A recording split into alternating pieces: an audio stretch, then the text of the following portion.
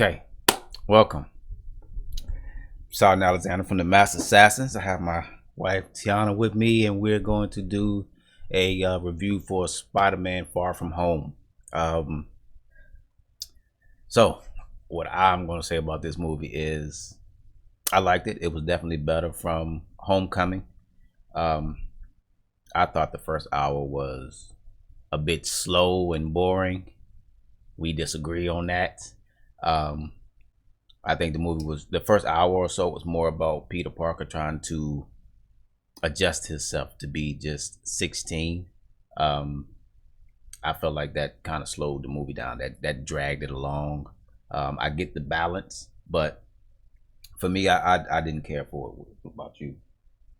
He don't get the balance, y'all. He say he gets the balance, but he don't get the balance. I get the Basically, balance. the first kind of hour, he's still getting used to everybody being gone. You know, his mentor is gone. He doesn't know what to do. He's still hurt. He's still crushed. And at this point, he doesn't even want to do any kind of. He wants to be Spider-Man, but it's the battle that every one of them has always had. I just want to be normal sometimes. I just want to be normal for a while. Let me just do my own little thing. He's 16, so he wants to be 16 just for a little while. So it's kind of that battle of right now, I just want to be 16, but at the same time, Nick Fury's like, but we need you right now. We don't have time for that. I need you to grow up immediately. So I kind of feel like it. Yes, it's slow, but it's just a little more in depth of him do trying to figure out where he's gonna balance everything out because he wants to do both. He's 16. He just wants to be a kid. Yeah, and then that goes right into what they call the blip, because everybody from Avengers Endgame was the snap. Everybody was gone, but in Far From Home, they actually come back, and they come back to where they left off. Some people actually come back 5 years older. Um, so that's a little awkward for some of the guys and girls that were in high school where they came back and they were 5 years older, and they remember everything that happened up until that point. So that's a little bit of a spoiler. So when you see some of the people in the movies, you'll see that they're 5 years older. They look like high school, well, they don't look like high school students, but they're in high school. So you're gonna see a couple of them that look a little older. And as I said, Spider-Man's battling, Peter Parker's battling with himself about being 16 and just wanting to be with the love of his life, MJ. And A high school crush. Everybody has it. yeah, and Nick Fury is just ruining that for him. He's saying, hey, we got this huge elemental thing that's going on, and we need Spider-Man. But Spider-Man's like, nah, I'm not having it right now. Like, I want to spend my summer vacation or whatever, my school field trip with my classmates. I don't want to be fighting crime right now. I think at the same time, it's kind of like because he knows after seeing, after Iron Man dying and that was his hero and whatnot. I think he kind of values being able to have the other half. So he's kind of trying to take advantage of the other half while he has it, while he has the ability to have it and take advantage of it. I kind of think that maybe that's probably why he's making such a bigger deal about it because of how he felt when he lost him, and then he has this and it's somebody he cares about. So he's like, I don't want to waste this, like, because at any second it can be gone. So I kind of feel like maybe that's another part of it too. He's just trying to take advantage because like he said, before he knows it can be gone, which it pretty much is gonna be. Yeah, because here you see Mysterio in the trailer here, and he's walking around with Nick Fury, and they're fighting the Elementals, and they portray it as Mysterio is going to be a friend that he's going to help out, and that couldn't be further from the truth in this movie. You're going to find out as you go along and go through this video and see that he's not a friend. He's definitely has his own agenda, and I like that. I like the build up to where Peter Parker gets let down, and he learns not to trust as much. And that's one of the things that was a weakness for some of these superheroes, especially Spider-Man. He was always trusting, and now his trust actually betrays him because he wanted to be normal for just a little while, and he wanted it so bad that he was willing to trust someone that he shouldn't have. And it leads to great problems for them and for him and whatnot. And he does real good with bouncing back from it. But it definitely, you can see the letdown that he goes through in the movie, where he knows that he made a really big bad decision, and now he has to fix it.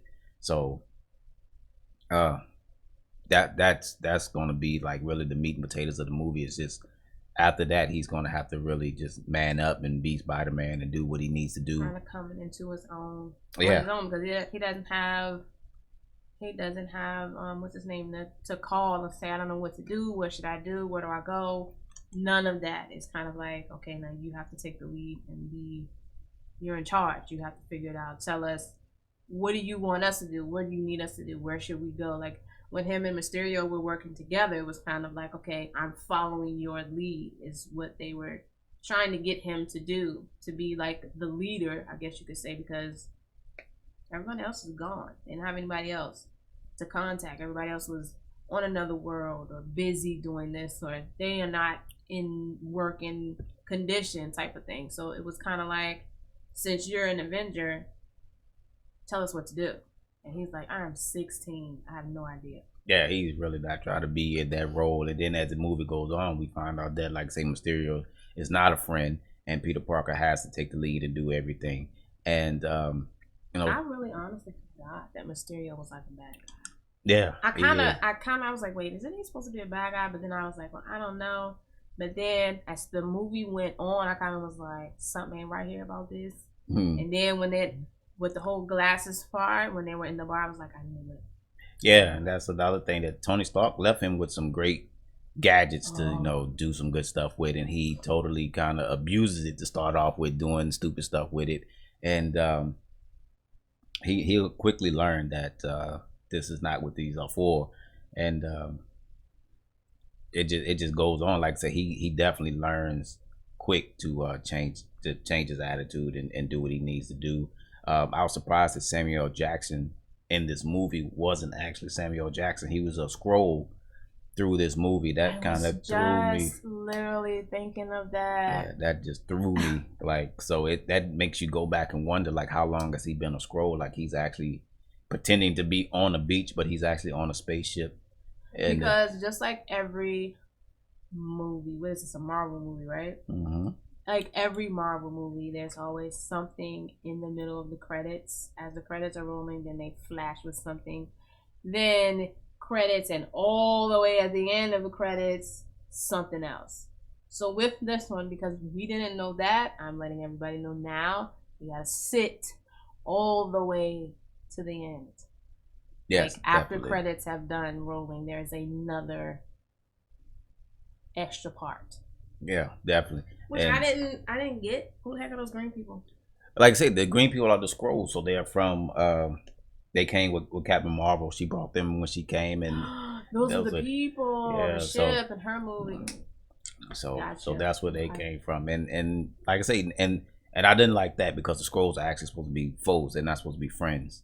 And that kind of changes everything. So when you go see Spider-Man Far From Home, there's a lot of stuff that they deviated from the comic and from the script that makes you think a little bit. Makes you go back and wonder, like, why is Samuel L. Jackson a Skrull? Or why is he in outer space pretending to be on the beach, and all the other Avengers are gone to do everything else? Because as you remember, who wouldn't rather be on a beach than in space? I mean, yeah, who wouldn't? But I mean. You got to go back to the end game and realize Thor has gotten fat and drunk and doesn't want to be a part of anything right now. He's sad and depressed.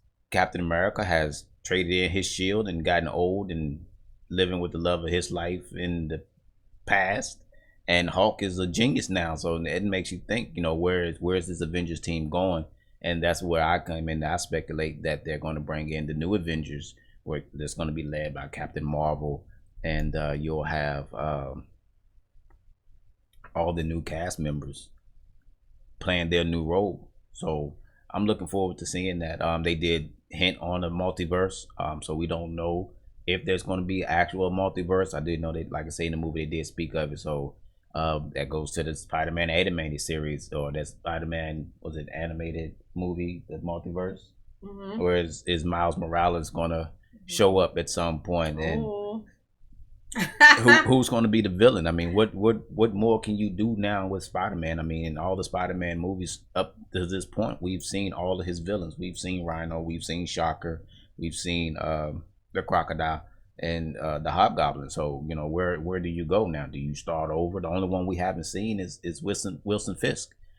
So that's about it. To see how they're gonna go from here because of how they ended this movie with all of his business just out there. So that I'm curious to see.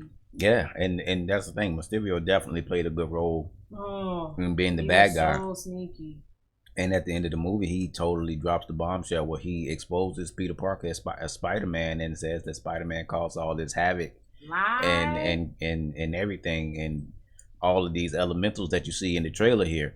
This is supposed to be all of Spider-Man's doing. Where actually all of this, none of this was real. So that was actually shocking and mind blowing that this was all camera tricks and stuff within the movie. So it's like Jake Gyllenhaal actually wore the mod suit as that he would on the green screen at the actual set, being a villain. That was his villain costume. He wore the actual digital suit where he pretended to be doing all of the fake stuff, which is exactly what he was doing. And Mysterio was just actually an animated computer generated person flying around the sky fighting these elementals. And it worked out perfectly. And then once you get to the end and you find out that none of this was real, and that Spider-Man is now Peter Parker. Find out before the ending. You find out that none of it is you. Yeah, you find out. You find out. The audience finds out that none of it is real, and even Spider-Man finds out that none of it is real. But he doesn't find out until later that the whole scene where he goes to fight Mysterio and he figures out where he is and what's going on, he doesn't figure out until the end of the movie that even that part, it was real, but it was his setup. The Mysterio had pre-recorded some stuff right before he died and had everything set up so that somebody else from another place was recording it through another camera to make it look like Spider-Man set him up. He murdered him type of thing. He's a bad guy. Oh, and by the way, his real name is Peter Parker. Like, it was, dude, he's 16. That's so dirty. Oh, man. And I love the way he set it up. I mean, because he used everyone he set it up perfectly. From Iron Man, all the guys who were supposed to be on Tony Stark's team that helped build everything that he was building. The guy who was yelled at saying that Iron Man, Tony Stark created this while in a cave with scraps. You brought every hard-working person that was either fired from by Tony Stark or let go by his company, or that was yelled at and shut down or humiliated and belittled in some type of a way, all working for Mysterio, that they helped create and design this whole master scheme. So that's just that. And like I said, it was better than Homecoming, but it was definitely not the best Spider-Man that I've seen. I did like it. I will say go see it. It's not worth seeing twice, but it's definitely worth seeing the first time around. If you miss something, it's worth seeing twice, because you really do kind of have to be there for all of it, because from beginning to the end, everything ties together from beginning to end. Like, the first thing ties into the middle and the end, and everything in between ties to the beginning, the middle, and the end. So you kind of have to be there to get it all. Definitely don't want to miss any of it. You want to be there from the beginning. And if you haven't seen Endgame, you definitely want to watch Endgame and continue, because all of this ties in to Endgame. So you definitely want to continue watching the Endgame and okay, I'm coming. And watching everything from Endgame and going on into Far From Home, because it ties in so perfectly and it relates back to that movie. So definitely see Endgame and then watch Spider-Man Far From Home. You want to say bye? You want to say bye? Tell the people bye? No? You want to tell them bye? So, all right, this is Sean Alexander from the Master Assassins Clan and Tiana. Definitely subscribe, like the button, and all of that bell stuff. And so that way we can get more views and thumbs up. Like, comment, subscribe. There we go. That stuff right there. Like, comment, subscribe. and the bell The notification. bell.